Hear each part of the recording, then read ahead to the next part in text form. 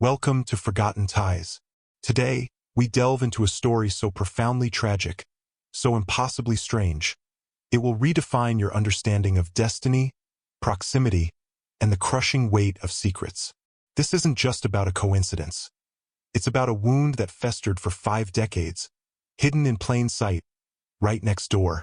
Picture a man named Elias Thorne, 58 years old, a retired structural engineer, living in a quiet, affluent suburb of Phoenix, Arizona. Elias was a creature of meticulous routine. Every morning, precisely at 6:30, he'd be on his porch, sipping coffee, watching the desert sun climb over the Superstition Mountains. And every morning, precisely at 6:30, he'd exchange a brief, polite, almost transactional nod with his neighbor Julian Vance.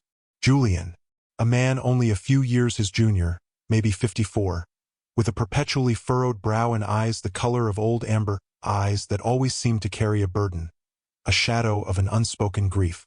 Julian's hair was thick and dark, a striking contrast to Elias's thinning silver temples, but his facial structure, the squareness of his jaw, was startlingly similar, a detail Elias had always dismissed as the subtle uniformity of genetics within the surrounding European ancestry community.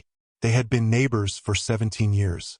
17 years of shared fences, shared street parties, shared complaints about the relentless Arizona heat, and shared, superficial pleasantries. They helped each other jumpstart cars. Their wives, Maria and Lena, would occasionally share recipes and garden tips. They were the epitome of the good, solid, American neighborly relationship. Close enough for comfort, distant enough for privacy. Julian worked remotely in financial consulting, a career that kept him mostly indoors, reinforcing the pattern of their brief, morning-only interactions. But beneath the veneer of suburban tranquility, a monstrous, heartbreaking secret lay dormant, a ticking time bomb waiting for the slightest tremor to explode. The catalyst wasn't a dramatic confrontation or a whispered confession. It was something far more mundane, far more insidious in its simplicity. It was a photograph. Maria, Elias's wife, had been cleaning out the attic, a Herculean task of sorting through the dusty detritus of a lifetime. She stumbled upon an old, ornate wooden box, tucked away behind a stack of moth-eaten college textbooks. The box itself felt important, heavy with history, unlike the casual memorabilia surrounding it. Inside, nestled among dried roses and a silver locket engraved with the initials E.T., was a faded, sepia-toned photograph. It depicted a young woman, perhaps in her late 20s, radiating an almost painful beauty, a striking elegance that belied her simple surroundings, holding 2 infants swaddled tightly in white blankets. The care with which the woman held the children was palpable, a fierce, protective love captured in the fragile moment. When Maria brought the photograph downstairs, her eyes wide with a strange mix of curiosity and unease, Elias barely glanced up from his crossword. "Who's that dear?" he mumbled, his pen hovering over 14 across. Maria ran a finger over the cracked surface. "I don't know, Elias. She looks familiar. That sharp cheekbone, the way her hair sweeps back. But who are the babies?" Elias finally took the photo, and as his gaze settled, something shifted in the quiet kitchen. The air grew heavy, thick with the scent of unacknowledged history. The woman in the photo was their mother, Eleanor Thorne, though younger, softer than the stern, emotionally distant figure Elias remembered from his childhood.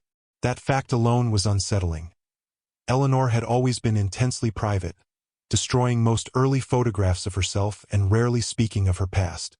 But it was the infants that truly froze Elias's blood. He knew he was one of them. He had been told repeatedly with absolute certainty that his mother had suffered a tragic miscarriage shortly after his birth, that the second child hadn't survived. A twin.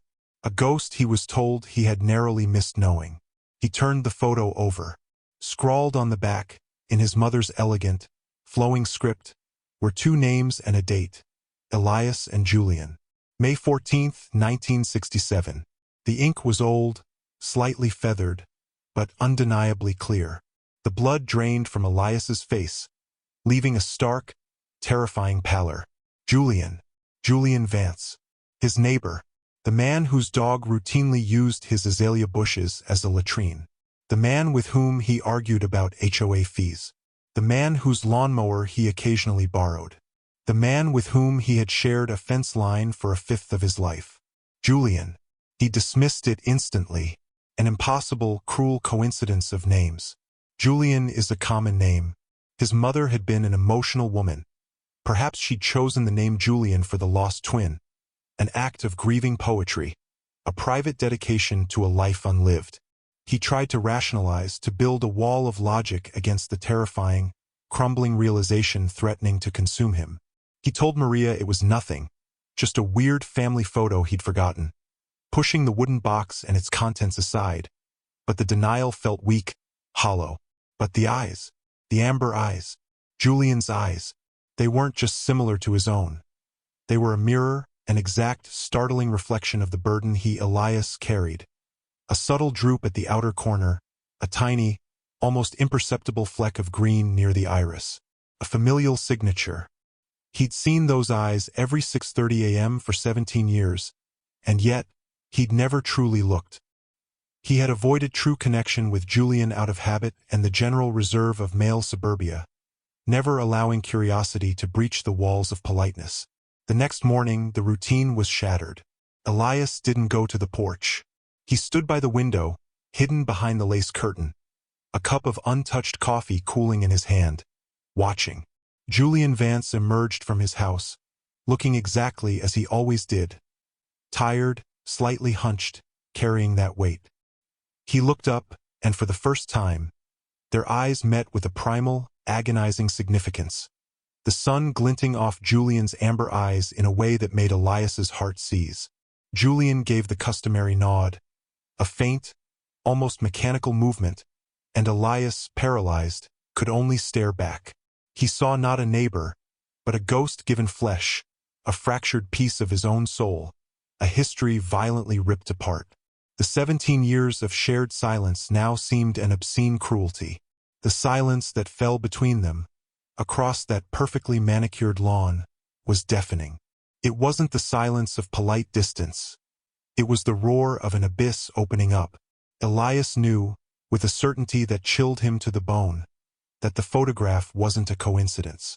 It was a declaration, a 30-year-old lie, maintained by the silent, relentless conspiracy of fate and family secrets, was about to unravel. And the thread he had just pulled threatened to tear apart not just two lives, but an entire, carefully constructed reality. The question wasn't if he would confront Julian. The question was what would happen when he did. And more terrifyingly, what did Julian know? And why, for 17 long years, had he kept the secret, choosing to live in the agonizing shadow of his own truth? The agonizing weight of that untold story was now crushing Elias, forcing him to take the first, trembling steps toward a truth that promised to be far darker than the lie. That sustained silence, folks, wasn't merely the distance between two homes. It was the vast, echoing space of a 50-year-old betrayal, built with broken vows and unforgivable choices. Elias retreated inside, his heart pounding a desperate, uneven war drum against his ribs. His sanity was grappling with the undeniable evidence of the photograph. Julian. He had been living right next to him. He had seen him every single day, through every season, every triumph and setback. He had witnessed his life unfold. His marriage, his retirement, his small joys and minor sorrows. And he had never said a single truthful word. Maria followed him, sensing the seismic shift in his demeanor, her face pale, her eyes wide with fear. She tried to speak, her voice echoing with mounting anxiety. Elias, what is it? Are you ill? That photograph. What has it done to you? He could only hand her the photo, his finger trembling as he pointed to the names on the back. Maria read the inscription, her confusion quickly dissolving into raw horror. No, it can't be. Julian Vance? That Julian? But why? Why would your mother? Maria's question was the ultimate void, a black hole sucking the light and logic out of their world. Elias knew he had to find the truth, not through mere conjecture, but with cold, hard facts. This was no longer about curiosity. This was a matter of identity, of his very foundation, of the ground upon which his entire life had been constructed. He spent the entire day digging through the past, not with conversations, but with documents. He found his original birth certificate, meticulously framed by his late father, which made absolutely no mention of a twin. This reinforced the official story, the one he had been fed his whole life. It was a perfect, sealed lie. But then, driven by a primal need, he found a sheaf of old medical records, tucked away under a stack of old insurance bills his mother had kept. It was a medical summary from the hospital in May 1967. The details were clinical, devastatingly clear. 2 male infants, born 17 minutes apart. Both listed as full term. Both babies discharged 3 days later. The truth, stark and brutal, stared back at him. The lie was not about a loss to miscarriage. The lie was about a violent, intentional separation. Now the confusion had coalesced into a cold, calculated rage. His mother had lied. His father, Richard Thorne, the stern, respectable man, the pillar of the community, the family lawyer, must have been the architect. His entire family, the foundation of his existence, had been complicit in a decades-long, silent conspiracy. And Julian had to be the key, the final, living piece of the puzzle. Around 8 p.m. that evening, as the shadows of the Phoenix night draped the quiet neighborhood, Elias did the only thing left to do. He crossed the lawn. Julian was in his garage, attempting to fix a broken chainsaw. The rattling sound of the stalled engine was the only immediate greeting.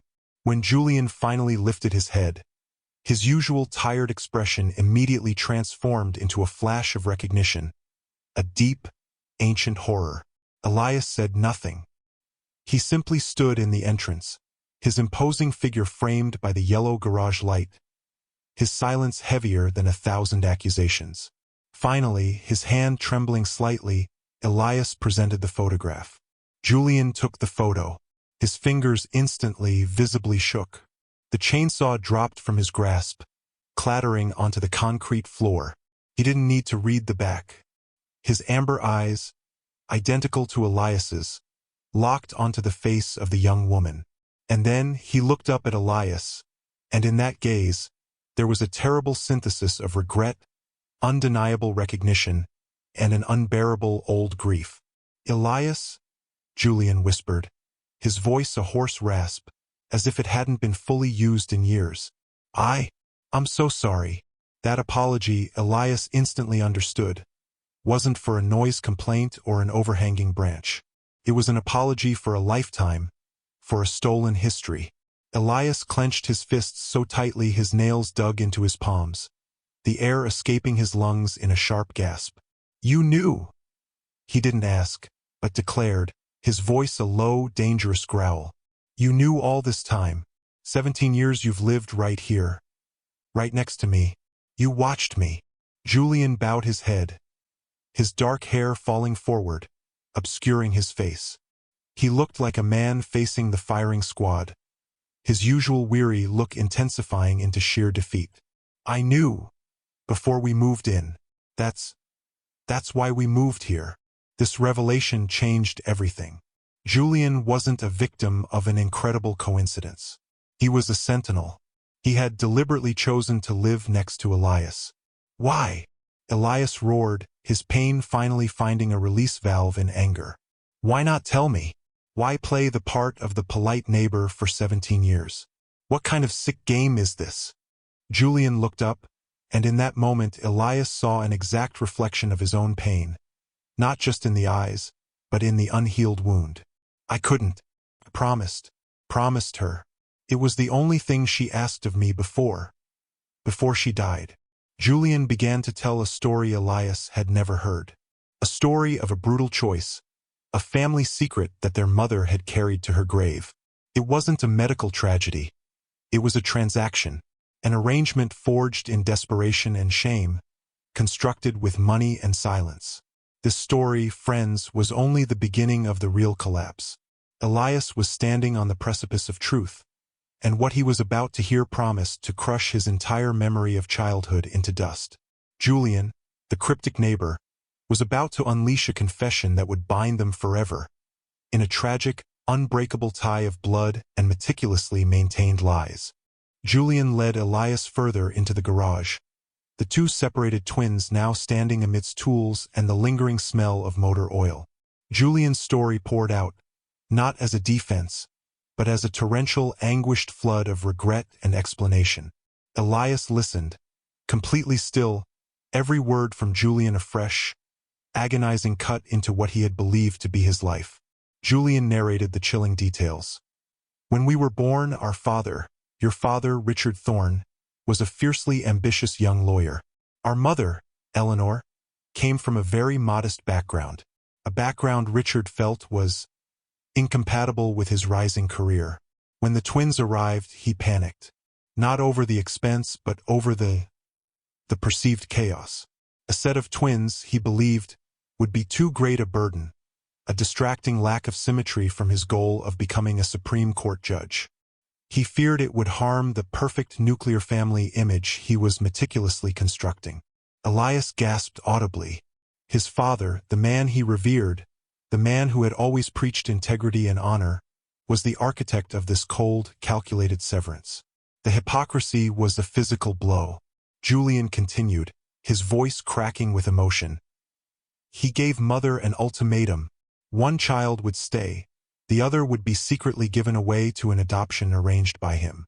Our mother, she loved both of us equally, desperately.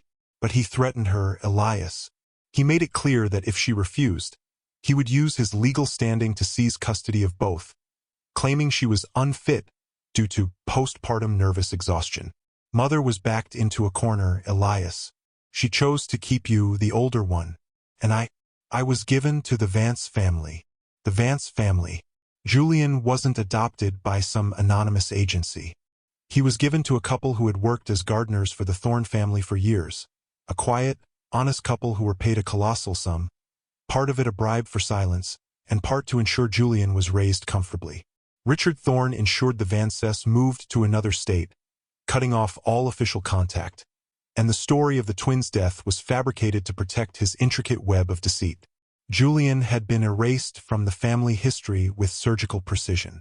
Julian grew up with the name Vance, with a different history, a different life. But he always knew the truth. His adoptive parents, on their deathbed, gave him a copy of that same photograph and told him the full story of the arrangement, the payments, and the emotional torment Eleanor endured. My adoptive mother told me, "You are not a secret. You were a choice. Your birth mother tried to protect both of you the only way she knew how. But what brought Julian back? Why the proximity, the 17 years of agonizing closeness?" Our mother, Julian said, tears finally falling down his face. She never recovered. She lived her whole life drowning in guilt and secrecy. Before she passed away, about 20 years ago, she contacted me. I'd maintained secret contact with her through letters forwarded by my adoptive mother's close friend. She begged me. She said she needed to see us both, near each other, just one more time before she died. She knew I would never be allowed to attend her funeral, not with Richard still alive and watching. She bought this house. She used a shell company, a complex trust fund to buy both homes in this exclusive neighborhood. She intended for us to live next door. She made me promise I would never reveal the secret to you. She feared the truth would ruin your life and shatter the respect you held for your father. It was a heartbreaking promise, born from a mother's love and her profound, final regret. Julian's confession hung in the air. Elias stood there, his revulsion giving way to a profound, tragic empathy. He stared at this man, who had been a minor character in his life for nearly 2 decades, who had carried the crushing burden of silence for a promise made to their shared mother. This wasn't a neighbor hiding a stolen heirloom. This was a brother, forced to witness his life from a silent distance, forbidden to touch it. 17 years of polite nods, of superficial greetings, had been 17 years of silent, self-imposed torture for Julian. The forced distance in the face of such absolute proximity was a masterstroke of psychological cruelty, perpetuated by their own mother's desperate love. You moved here to do what?" To watch me live the life you should have had? Elias asked, his voice choked with residual pain. Julian shook his head vehemently. No, Elias. I moved here because I promised. I moved here to be close to you. I moved here to finally feel a semblance of wholeness. I watched you grow up, saw you succeed, from a distance, through the few updates Mother would share. I saw you marry Maria, saw you happy. And every morning, when you nodded to me, I felt the guilt. But I also felt something else. Connection. A recognition. It was all I had. The garage was filled with a terrible, binding truth. Both men were victims of a father's selfish arrangement and a mother's desperate, tragic love. Their father's secret had shaped both their lives, turning one into a respectable but emotionally guarded man, and the other into a living ghost, an exile forced to dwell in the shadow of his own twin. Elias looked at Julian's face. His face. And for the first time in 58 years, he didn't see a neighbor. He saw a part of himself irrevocably lost and now, impossibly, found. The night bled into morning in that garage, a space that should have held nothing more than lawnmowers and tools, but instead became the site of a profound, painful rebirth for two men. Elias and Julian did not immediately discuss what would happen next. They talked about what had happened. They compared the unshared memories of their childhoods. Stories of Christmas with an only child, Elias, contrasted with Julian's quiet, loving but perpetually incomplete Christmases. They discovered uncanny similarities. Both preferred their coffee black, unsweetened. Both had a small, identical scar on their left knee from a childhood bike fall. Accidents that happened hundreds of miles apart, yet occurred at the exact same age. These small, inexplicable, genetic echoes spoke louder than any verbal confession. When Elias finally returned home, Maria was waiting for him, her eyes red-rimmed from crying. She didn't need to ask for details. She saw the change in his face, the agony replaced by a strange, quiet catharsis. She had always sensed a subtle, unshakable coldness between Elias and his late father, a penetrating distance. Now, she understood it was the coldness of a man who had been raised with half of his soul surgically removed, a deliberate emotional amputation. The final, inevitable confrontation was with the memory of Richard Thorne. Though the man had been dead for 5 years, his ghost still loomed, a figure of malice and manipulation. Elias and Julian realized they needed tangible proof. Not proof to convince each other, but to face the rest of the world and, more importantly, to validate Julian's entire existence. Julian told Elias about an old safety deposit box his adoptive parents had left him. A box Richard Thorne had specifically paid for and maintained for decades. The box contained the legal documents, signed adoption agreements, the meticulous records of monthly payments to the Vance family, and a handwritten second will from Eleanor, penned years after Richard's death, where she acknowledged Julian as her son and begged both boys for forgiveness. The final, crushing truth, one that would forever haunt them, was found in a sealed envelope inside that deposit box. It was a handwritten memo from Richard Thorne himself, dated 1 week after he had arranged for Julian to be taken. It wasn't a justification or a confession. It was a cold calculation. He hadn't just been afraid of the inconvenience. He had perceived a deeper, far more insidious reason. The memo read, "Eleanor has a clear weakness for the second boy, Julian. An unhealthy emotional attachment. By removing him, I ensure that Elias will be raised with the singular focus and necessary severity to inherit my legacy. The focus must be singular. No distractions. No softness." Richard Thorne had separated them not just for his career, but for absolute control. He had chosen the son he believed would be the perfect heir, and he had sought to eliminate any competition or emotional softness that Julian's presence might introduce. Julian, Elias's brother, had been deemed a threat to Elias's ascent. It was an act of profound, chilling wickedness, driven not by necessity, but by cold-blooded ambition. The realization was a devastating final blow. Their mother's love, however misguided, was a reaction. Their father's actions were pure, selfish malice. The photograph, the safe deposit box, and the chilling memo finally connected the 30 years of lies and the 17 years of agonizing proximity. In the weeks that followed, Elias and Julian ceased being neighbors. They became brothers. They had to learn how to be family. They began doing the simple things they had been robbed of: drinking coffee together, working on house repairs side by side, sharing quiet moments of reflection on a past they should have shared. Maria and Lena, the wives, became tearful, fierce intermediaries, blending the two lives into one fractured but healing whole. The fence, that 17-year symbol of their separation, was the first thing they ceremoniously took down together. This story, my friends, is a terrifying reminder. Our history is not always what we are told. Sometimes the deepest familial ties are concealed right under our noses. It is a tragedy of severance, but also a late-in-life miracle of reunion.